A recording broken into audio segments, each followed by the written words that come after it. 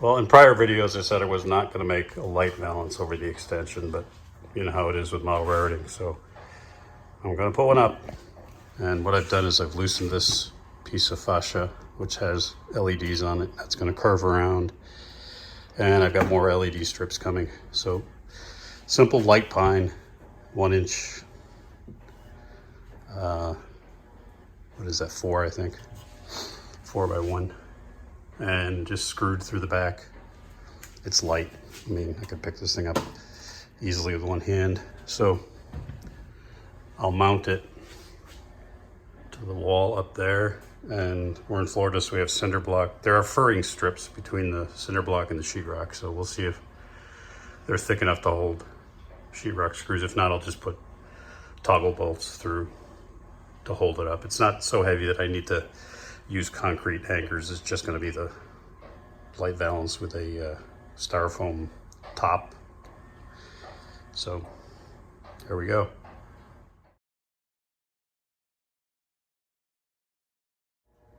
Okay, the good news is these screws actually go into the furring strips and it holds it pretty tight. As long as I have them, they're 16-inch on center, like you'd have with normal studs, which is nice because I don't want, if I can avoid going into the concrete block with a Tapcon screw, I like to do it. And with these valances, you can use light wood. I mean, in the past, I used to always think you have to use 2x4s, and you know, there's no weight really on this. And you screw through the back into these, just pre-drill because it's not thick wood, and it's about as sturdy as you can get. And then I'll just put a strip across the front there, and then attach the fascia to the front, and the LEDs underneath. So basically, just sinking these into the furring strip.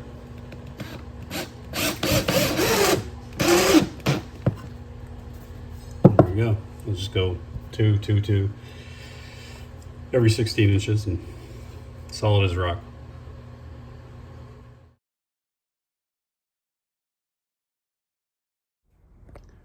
There it is with the front board mounted, and then the fascia will go over top of that. So we take this existing piece and we curve it. So just sheetrock screwed in. This is only a 3 inch, where the rest of it's 4 inch, which is fine because I want the fascia to hang over. And then on the inside edge here, I'll put a piece of LED strips, and then I'll have another strip at the top, so it's coming down and back. That's why I have it over here. So yeah, you can, well, challenge doing this work on a layout that's been detailed is you make a mess. I broke the fence over there, had to fix that, and I've got a bunch of scrap in the scrapyard, sawdust. But that's what you got to do.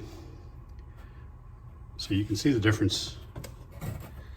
Well, you can't really see it before and after, but you already can see the light that's on this curved fascia, what it does to that corner. It lights that up nice. So this whole thing will look different. So yeah, pretty simple, and it's sturdy. I mean, it's light pine, so if you wanted to hang on it, you'd probably rip it off the wall, but it's just for a light balance. Solid. 30 inches apart, these braces, which is fine. On this layout, they're 32 or 33 inches apart. This is a more robust structure, though. This has metal shelf brackets in it, and that's just because this comes out 20 inches. This only comes out 12 inches, so I really didn't need a whole lot, but you can see it's not going anywhere. I'm convincing myself. So yeah, get the fascia on there, get the light strips. I'm gonna use, actually, let's go over here.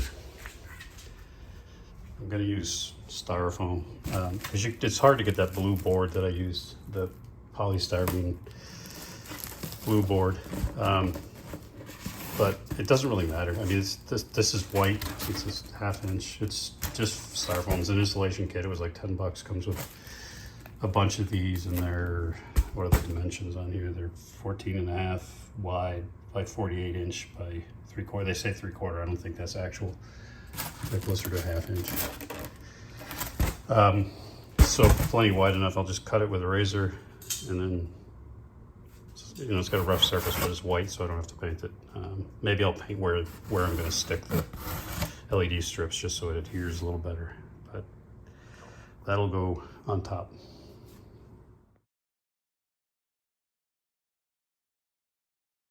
It's a trick I use to get that angle to gradually curve into the straight piece of wood. I take well, first of all, I trace the angle here on a piece of paper on the lower deck, and then I transferred that onto the end of a 2x4, and then I just use a jigsaw to cut out one from each side. The reason there's two is because I need it wide enough. So basically, I'll just get these behind here, and that way it follows the natural curve, and then the next piece of fascia will pick up on that other piece of the wedge there. So there'll be two of them in there, and I'll pre-drill it so that I can screw into it without splitting it. And that's basically what I did down here. So you get a nice curve, and the reason I have to do it is because where this fascia ends, it's not on a flat.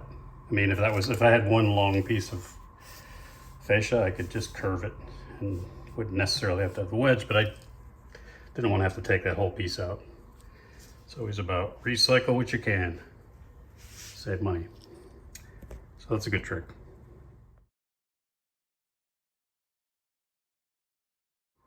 All right, let's take a look at what's behind the curve here for bone work. I just put a 45-degree angle cut piece there that goes straight across, goes across diagonally there, and then the curved wedge that I showed you. So once it's lined up with the wedge, basically the center of that cross member is going to be where I put two screws here to hold the fascia right in the middle. So the old holes will be plugged in. We'll fill those. It's going to be all painted anyway. So it'll be screwed there. I took those out temporarily, and then we'll put two here right against that cross member, and then two on the end here where the wedge is, and I'll fill these in. So that is how you get the curve on the fascia.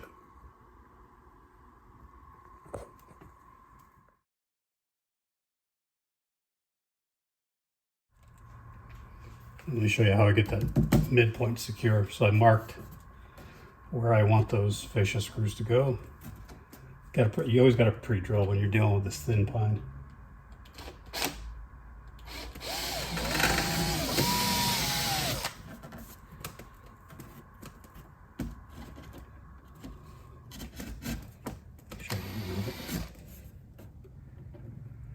I don't want to move it when I'm drilling.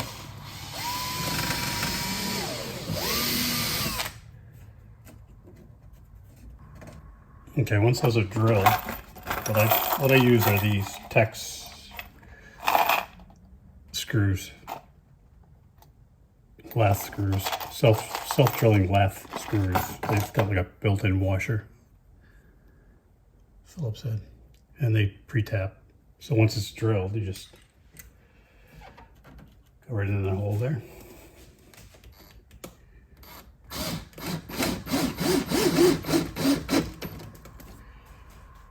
Don't over tighten it.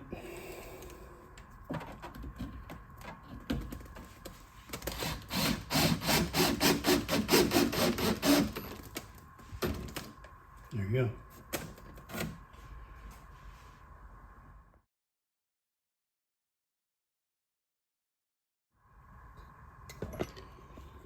The trick for plugging these holes, I just go out and I take a piece of scrap masonite, I drill it, and I take those filings and I just stuff it in there, and I'll hit that with some wet Elmer's glue. You could overfill it, that way you can just scrape it off.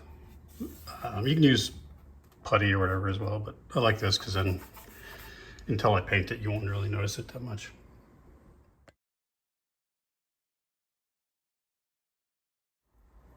All right, about to call it a day. Grandpa's getting tired.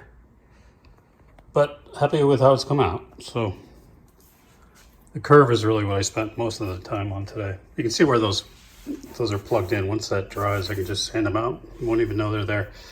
Here's how I did it. I just took some scrap masonite, drilled a few big holes, and white glue and stuffed it in the holes there, and it looks great. So it's turning out good. We got the curve, and then we'll just continue the masonite along here with a bit of an overhang. I've got to cut this little extra piece off here, wrap the masonite around the end, and you can see what a difference. I mean, it's dark and shadowy over here, and then this curve where there is some already LED light looks different. So yeah, what did we learn today? That when you say you're not going to do something like put a valance or the extension, you end up doing it. Or even saying the extension is only going to be a staging yard and it turns out to be another layout or another area of the layout. Also, you can build these valances with pretty light wood. You don't need to go crazy with 2x4s and bolts. Also learned that I'm not a fan of these Walthers turnouts. Quality is terrible. That's a separate short you can watch. I've done a little bit more detailing over here on scrapyard. I grunged up this car here, a little airbrushing, some homegrown graffiti, and it's got a load of scrap in it. Also put some scrap inside the truck. With little bits of cut up foil. So that's coming together. The gates are functional. And I put in wheel stops. Those are Tomar. They're just cast metal. Super glued or CA glued those down. Gate for the track, gate for the road, hinged. And yeah, we've got turnout signals with protective bollards. Those have to be painted. This is the turnout I'm having trouble with. This one's bad. The replacement I ordered is bad, but that's another topic for another day. Yeah, there it is. Stay tuned. I do have the LEDs, so hopefully over the next few days I'll finish off that valance and post you an update. Hope you're enjoying the weekend. Cheers.